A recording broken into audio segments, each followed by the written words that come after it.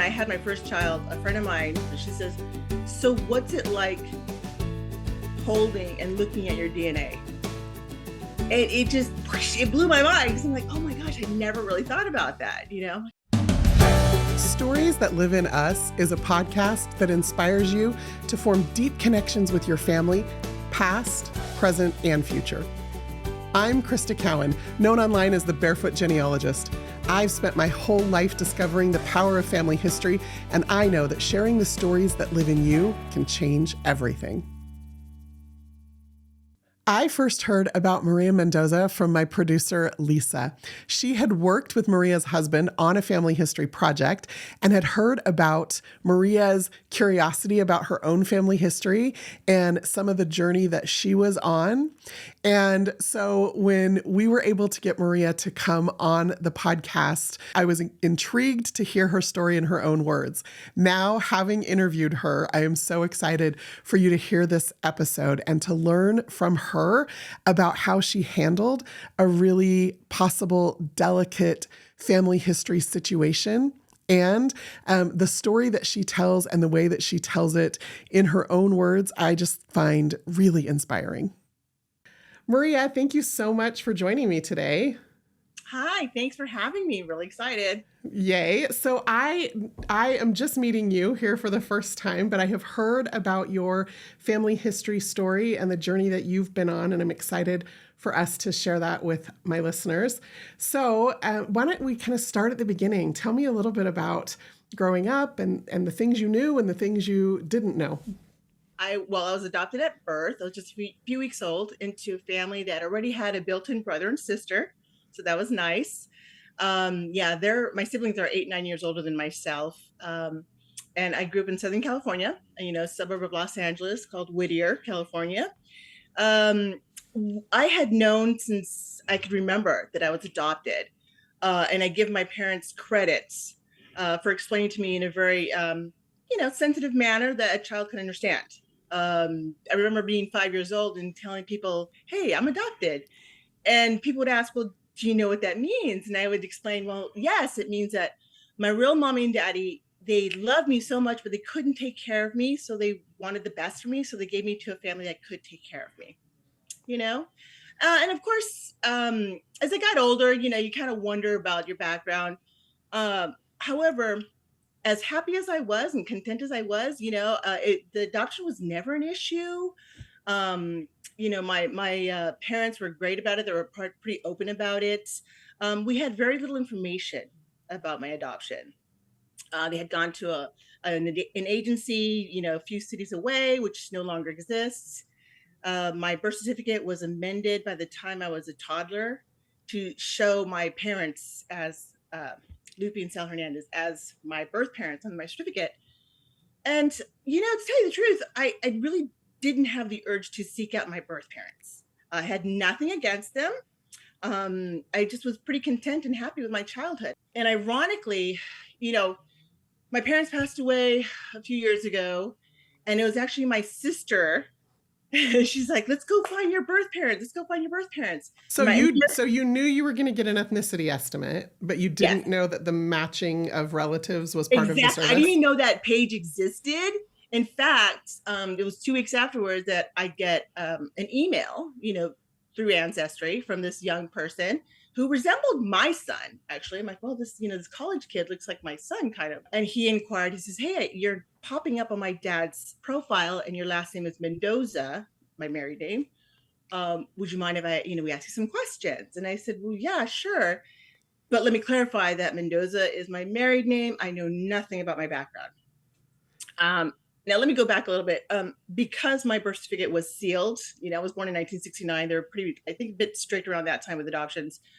I would have had to petition the court to access my original birth certificate, which is, again, I didn't have enough motivation to do so. Oh my gosh. Sure. I was never opposed to meeting my birth parents. I just respected the notion that these individuals were in this situation and they made those choices. Mm-hmm. So even if I'd be open to meeting them, but I wasn't going to be knocking on their door saying, "Hi, I'm your daughter," because It's a little disruptive. Yeah. So when you started having children, do you just have the one child or do you have I more? have two boys, Max and Phoenix. They're 17 and 15 now. Okay. And so they were raised also knowing that you were adopted. Yes, yes. And I do remember this when I had my first child, a friend of mine, she says, "So what's it like holding and looking at your DNA?" And it just it blew my mind because I'm like, oh my gosh, I never really thought about that. I'm like, oh wow, great. So Yeah, that was being now you have somebody who is a part of you, literally. yes, exactly. I'm like, oh my gosh. That very same friend was so delighted to hear about my this story here. She was excited for me. Anyhow, I contact this person. I said, yeah, you can ask questions, but this is all. I don't know anything. And I think the only thing that the caseworker told my parents was that my mother came from Mexico, and I think somehow it kind of evolved to this sort of story like my mother came from a family in Mexico or Mexico City. She found out she was pregnant, didn't want to have a child, didn't want her family back home to find out anything. So, she took care of, made arrangements here. And this whole time, it was kind of presumed that she was a college student because I was born at USC. Again, there was no proof to that. Sure, absolutely. And is that story that you kind of developed about her, was that a story that just kind of you pieced together over time based on little snippets of information? Or was that something that just kind of whole cloth you created because you needed to fill in a gap or have a story?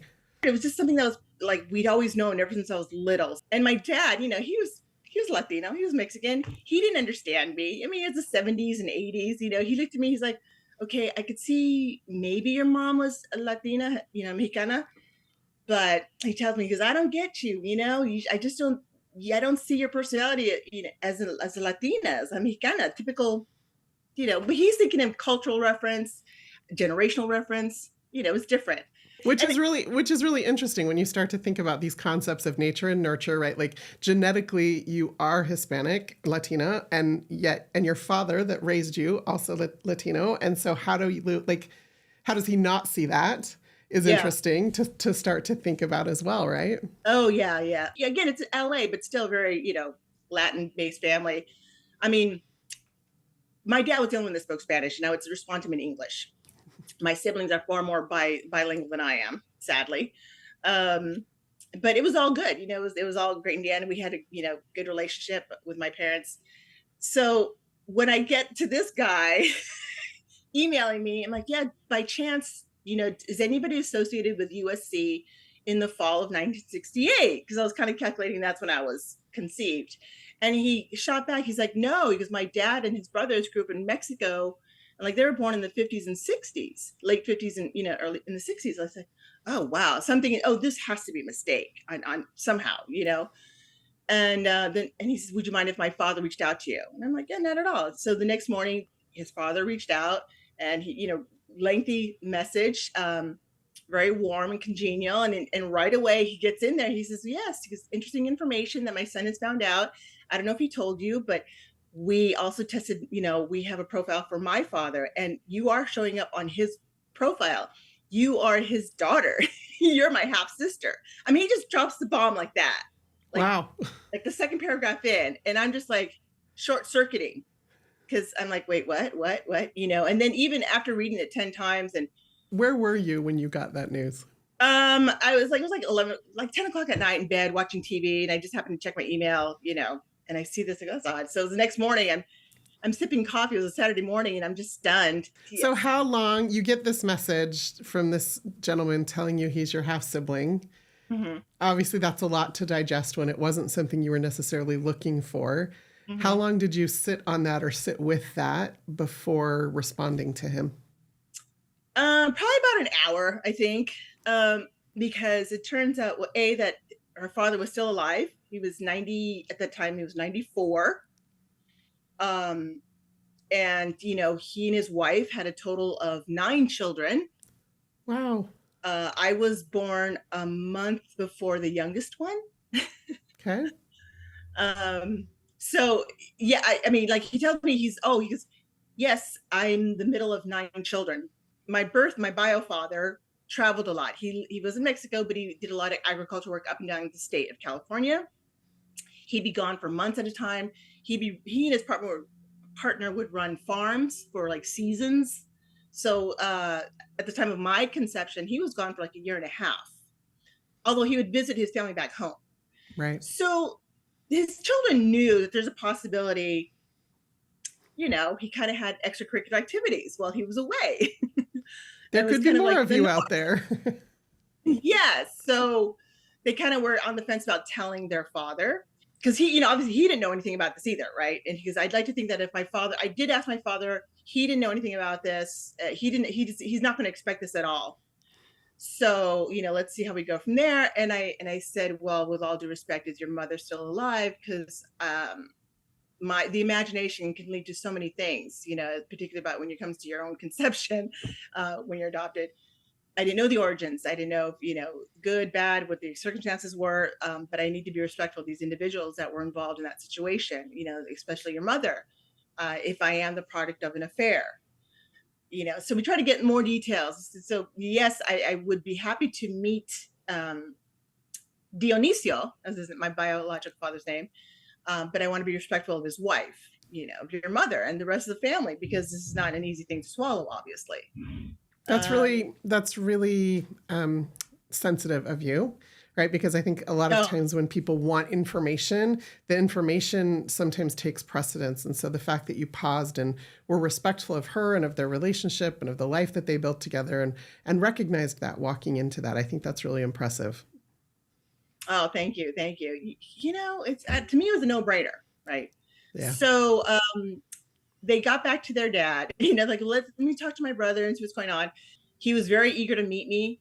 And he himself was kind of telling his sons, because you know what? I don't want to hide this from my wife because I can't face her. I have to look at her in the eye. He was a stand-up kind of guy.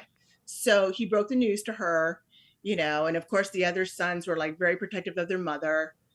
Believe me, I understand that. But I mean, like me and my family, we had some 50 years to prepare for this possible moment. This is all new for you. So you let me know when you're ready. And then after a couple of weeks, another week or so, they invited me over for a little family celebration. And it turns out that the gentleman lived just 15 minutes from me. And then when I found out, especially when their background, they came from Mexico. My bio father was a ranchero. I mean, you couldn't get more like Mexicano, like just, yeah. So he was a horse wrangler. He hustled, he actually, he grew up in a very poor town. He didn't know how to read or write until he was like 20, but he still hustled and made things happen. In fact, after, his traveling and working abroad, he managed to, after me, he had his encounter with my birth mother, went back to Mexico, finished saving money, and he managed to get paperwork, visas for all of his family members, he and his wife and his 9 children. So they came to LA in like the early 70s, like just in Highland Park, I think is where they grew up, the general area. And I was in Whittier the whole time. So it was just kind of funny how they all landed. So close. Yeah. But, yeah. So a lot of them were, those kids range from like maybe 8 years old to, already like 16 and 18 married. So it varied. I mean, they had a very traditional Mexican background. Yeah. And I sounds like it. I didn't. So I'm like, I don't know how much they're going to be able to relate to me, Yeah, it's religious background and political background. And when families are raised together, often those things still kind of arise as differences, but you've navigated those differences and those evolutions of people over time. And when you're walking into this situation, again, you've got that, like, how do we navigate this? Are we going to click? Where are we going to find meeting points where we agree? Are the disagreements going to be too big to overcome? That's all of those things, I imagine, have to go through your head. They did. But they're so warm and gracious. Somebody was having a birthday party, like I guess one of the adult grandkids.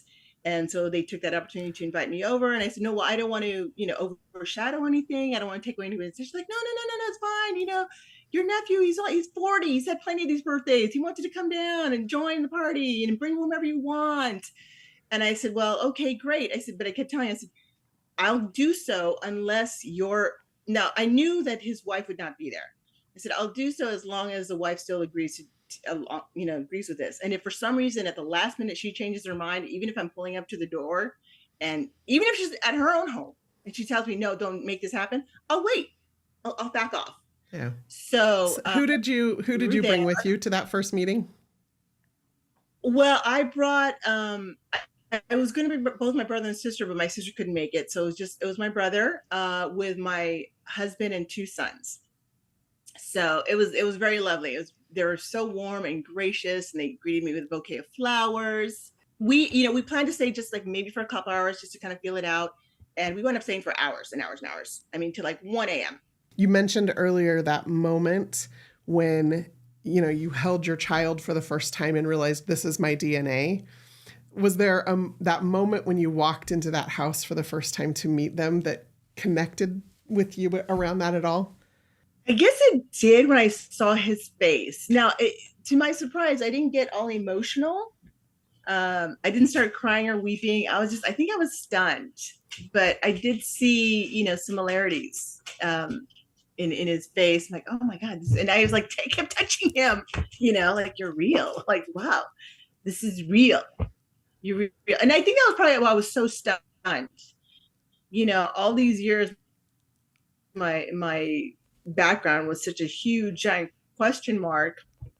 And I mean, I didn't focus on it too much, but it was, it was there. And then all of a sudden to just like that, get answers. It was just, it was like insanely simple that it was almost like alarming, So, and I even said, I go, pardon me if I sound incredulous. Yeah. I mean, I know I'm fortunate with my situation because I've heard other stories that just don't turn out as sweet and nice. How long ago was this? Let me see, end of February 22 years ago now. Yeah, Okay. 2 years ago. Okay. And what was your, like from that point, from that initial meeting with the whole family, what was your relationship with him like?